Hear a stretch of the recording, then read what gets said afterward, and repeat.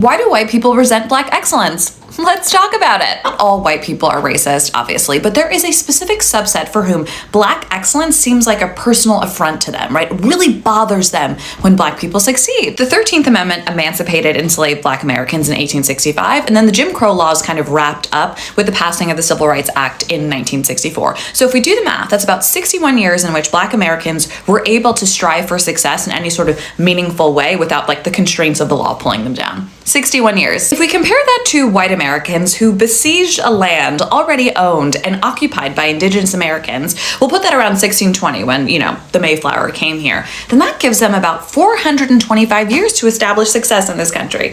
425 versus 61. If we compare those two fundamentally very different time spans, like how much did white Americans actually do in all of that time? If we are to compare even the poorest and most underprivileged of white America to Black America generally, it is clear that white Americans are born way past the start line, right? By that I mean, by like nature of being white in American society, you do benefit from all sorts of privileges. And like, to be frank, you're not exhausted by the horrible experience of facing racism on a daily basis, right? You do have a ton of privileges. So I imagine existing in this bubble of privilege that you like totally deny, the existence of Black people for whom success is like second nature, when it comes so easily and so readily, even though you've only had 61 years to achieve it, I imagine that's exhausting and frustrating. I imagine it makes people feel super, super inferior and hurts certain people's tiny, tiny little egos. And what do they blame that deep, deep psychic pain on? Well, of course, DEI and critical race theory and affirmative action. So I guess the question is, what might help those white Americans who just so strongly detest Black excellence? Like, what will help you? And for that, I would suggest like a lot of therapy, like a ton of therapy.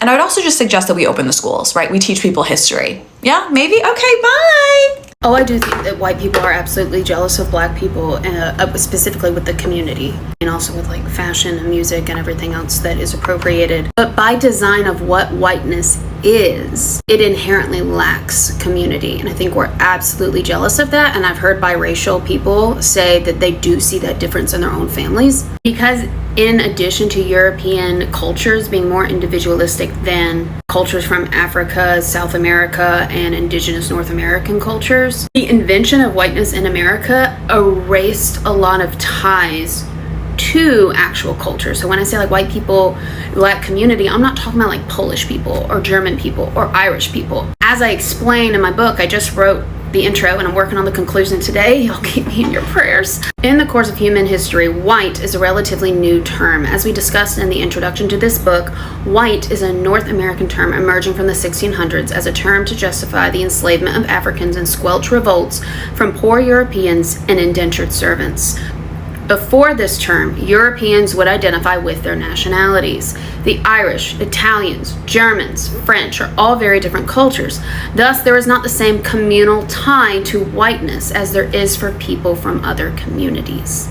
Further, since white was created to be a divider, a separator, it is not a happy identity. It is not something people want to admit they relate to. It doesn't have a rich, healthy history. Speaking as a white American who has conducted national level research on white Americans, we tend to say things like we have German, Irish, Italian, etc. ancestry, even if we have never been to those places. This is because all white Americans have ties to immigration, and because these identities are actual cultures, they do not have roots only in oppression. Now, we know who started colonization, right? So this is the book I'm trying to finish by Monday and send to the editor. There's a free chapter in my bio if you're interested on one of the unwritten rules of work. The book is predominantly about class, but I talk about 3 other identities that you can't talk about class without talking about these other identities, and race is absolutely one of them.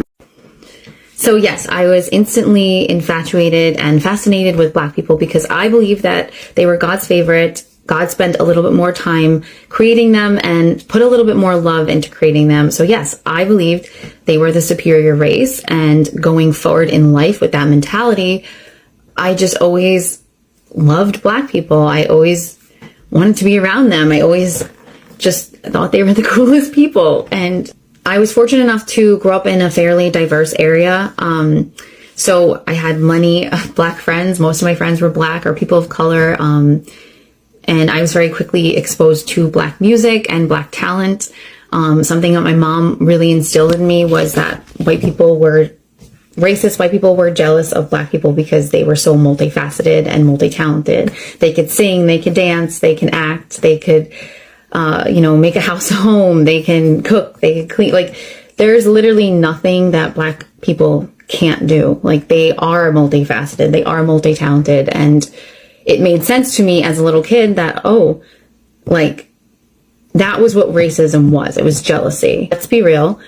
Racism 100% stems from jealousy and envy. And just, I think people who are racist usually have an insecurity within themselves that they have to spew this hatred onto to other people, because it just doesn't really make sense. Racism doesn't make sense. I have a theory about why black women and white women are having such a hard time getting along, and it starts with a story. When I first started teaching, I was in a teacher training program with 3 other women. 2 of them were black and 1 of them was Indian, and we started teaching at the same school, the same grade, at the same time. One of these women, a black woman, completely excelled. She did so much better than I did at literally everything. Classroom management, her test scores were high. She was excellent at literally everything. And something about her excellence didn't sit right with me. I just didn't feel good about it, and I couldn't figure out why I didn't feel good about it. It was internalized racism, but I didn't know that yet. So I had to sit with this idea of her being better than me and trying to figure out why it didn't feel good and feel comfortable for me. And of course, at the time, I didn't know that I needed to do the work of anti-racism, so I didn't think it was possibly because I could have internalized racism. I had to do a lot of study and thought about myself and what could possibly be making me feel this way about this woman. And here's what I discovered. Most of the media that I had consumed up to that point in my life had white people as the central characters. And the shows and other media that I consumed that had white women at the central characters often had black women as the side characters. These black women's role in these movies was to assist the white women, support the white women, advise the white women, but never to rise above the white women. Even shows that were about black women, like The Help, had white women as the central character and the black women as supporting characters. So I internalized the idea that black women were there to support me and to advise me, but not to rise above or become better than me. And that's why when this black teacher was way better and more talented than me, I felt some kind of way about it. Now, I'd imagine lots and lots more white women have also internalized the same idea, and that's why they feel okay stealing black women's content and not giving them any credit, because the black women are just there to advise them anyway. But most black women are natural leaders. Society has forced them to become leaders, and so we need to step aside and let them lead, even if it means checking our privilege and letting them lead us. Fam, I'm telling you, something strange is happening in America right now. You'd think everyone would be happy to see black folks doing well, right? But nah. Some white folks are actually furious that we are not struggling anymore. Yeah, they're watching us build businesses, travel, invest, win, and it's driving them crazy. Yeah, this is driving them crazy. So today, we are diving deep into this world mindset, and trust me, it's darker than you think. Yeah, it's darker than you think. Let's talk about what's really going on behind the scenes. Let's get into it. I'm about to tell y'all, when I was dating this white girl, I was 20 years old. I'm 32 now. We were just dating. We wasn't dating. We wasn't committed or nothing like that. We were just dating. I was in Lake Michigan. But as I started to get older, I started to be more aware of things. I remember I started posting more about black issues. I started to become way more attracted to black women. Once I understood how deep colorism ran in our community, I started to stop focusing on so much of black women color, they shade, and I started focusing on their features. And once those barriers went to the side, I started realizing, like, yo, Black women, I'm more attracted to black women than any other group of women, and it ain't even close. The only person that comes close to it is maybe Latin women, but other than that, she gotta be black. She gotta be black. She gotta either be some type of black Hispanic or Blasian, something. She gotta have the curves with her. And so I started to post a lot on social media, and I was talking about these social issues. And this white girl that I used to just mess around with, she started to kind of like take shots at black women towards me. Because I remember one day, and this is when it really woke me up. She was like, oh, you don't want to be with me. You just want one of your Afro, brown, black queens.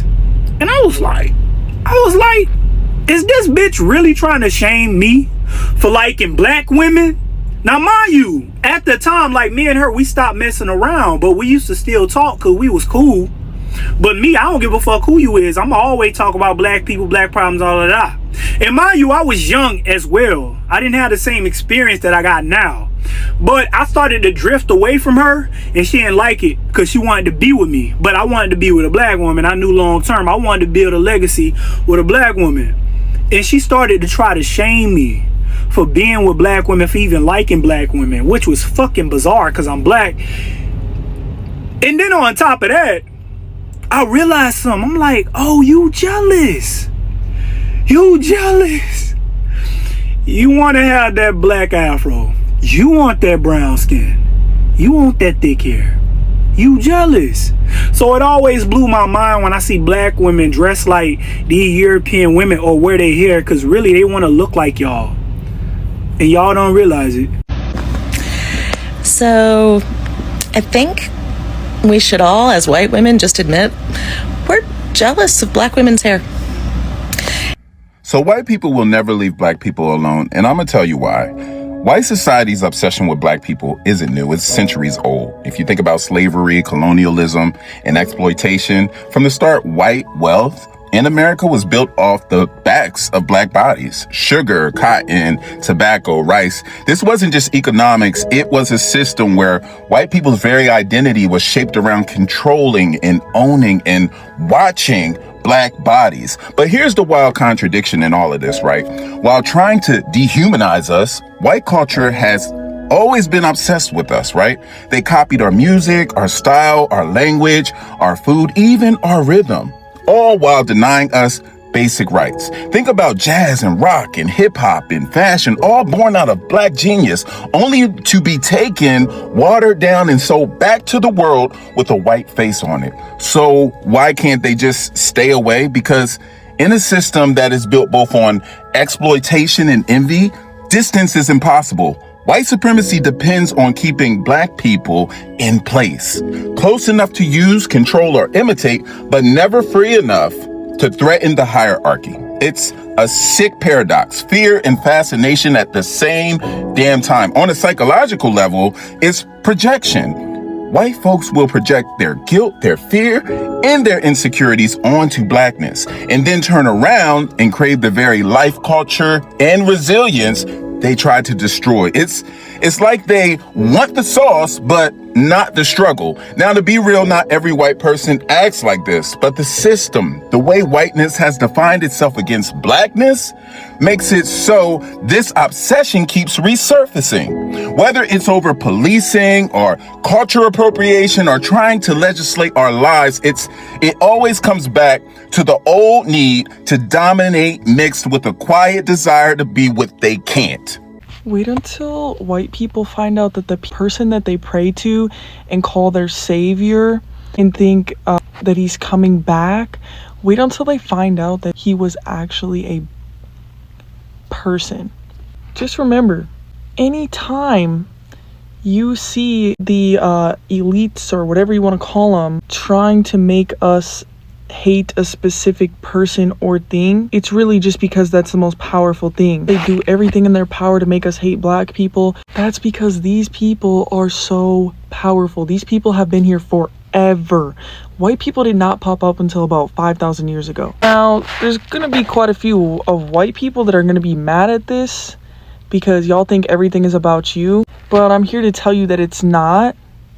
and it never was. Think about it. I don't know where the fuck white people came from, to be honest, but we are not meant to be in the sun. Like how, like, black people are from Earth. They have been here a long ass time, bro. The sun loves them. The sun hates white people, okay? I'm just being honest. Part of that has to do with wearing sunscreen and sunglasses, but that's for a whole nother video. All of those ancient people from ancient Kemet, ancient Egypt, those were... Ever notice how the nose are always chopped off on those ancient structures? That's because they don't want us to know the truth. I'm not gonna say too much about this photo because I don't want my video to get taken down again. But I mean, y'all see what's going on. A lot of things we've just been lied to, y'all. Pretty much everything is the opposite of what you think it is. There's a reason they want to divide black people. It's because black people are the most connected. They are very, very, very talented at singing, dancing, athletics, you name it. So many things are designed to limit them. I think that black women are the most powerful people on the planet because the number two things that the elites, whatever you want to call them, that they hate the most is women and black people. So there you have it, black women. Those are the people that we need to be listening to. Those are the leaders of the new earth. And I'm not saying other women aren't powerful, but there's just something about an enlightened black woman who is embodying her gifts that is just so powerful, y'all. Pose the question, why do white people hate black people so much? I have been in situations where I've been surrounded by nothing but white people. And this conversation has come up. The race conversation has come up. And no one ever has an actual reason as to why they hate black people. There's always these, oh, black on black crime. Oh, they're lazy. Oh, they're this. But it's not actually, there's no legitimacy behind their reasoning. It's just shit that they've heard and they're regurgitating. And so, long story short, it really comes down to there is no reason. It's a deep-seated jealousy, a deep-seated hate that, you know, black people exude greatness. Black people are the great inventors. Black people are the beginning of the human race, the Eve gene. And white people have worked so hard to erase the history and erase the greatness of the black race. Down to even when things are invented, the majority of things that are invented were invented by a black person. But yet the white race has actually erased the original inventor from history and have put their names on things that they had no business putting their names on. Fam, look around. Black Americans are leveling up from financial freedom to social influence, from owning land to creating digital empires. Things are shifting. And for some people, that success feels like a threat. Yeah, it's like they were fine with us when we were begging for opportunities. But now that we are creating our own lens, they can't handle it. They can't handle it. And let's be real, this is not just jealousy, it's fear. Fear of losing control. Fear of no longer being on top. Some white Americans grew up believing they had a natural advantage, that the system was made for them. Yeah, this is what they knew. But now, that narrative is falling apart. Black people are showing that excellence doesn't depend on race. It depends on work, on unity and vision. Yes, social media changed the game. Before they could pretend we weren't progressing. Oh, but now they see it daily. Yeah, they can see it daily themselves. Black travelers exploring the world, families buying homes, creators making millions online, people thriving with confidence. And instead of saying, wow, that's inspiring, they say, this is not fair. How crazy is that? Huh? Tell me. And here is the scary part. Whenever they see us rise, there is always some kind of distraction. Yeah, political drama. Divisions pushed between black men and women. First news stories about crime. They want us divided because they fear unity. This is all they want. Because when black unity happens, systems shake. And trust me, they know it. This ain't new. Look back, every time black folks started building something strong, there was always backlash. Tulsa, Rosewood, Black Wall Street, even today you see hate group resurfacing, politicians pushing policies that target our progress. The pattern never changed, only the methods did. Yeah, only the methods. But here is what's different now. We were more aware.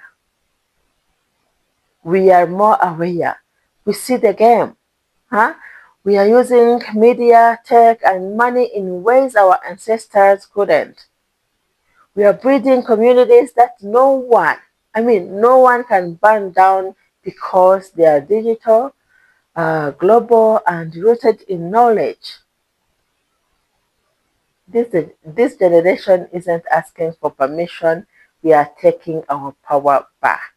And the craziest part, some people get mad just seeing black folks happy. Can you imagine that? Just seeing us living soft lives, laughing, healing, being loved, it eats them up. Because they were taught to associate blackness with pain. So when we smile, it breaks the image they created in their heads. And they don't know how to handle that. Yeah, they really don't want to handle that. So what black Americans should keep doing, and what we do, we have to keep shining, keep breathing, keep praying, and keep loving each other.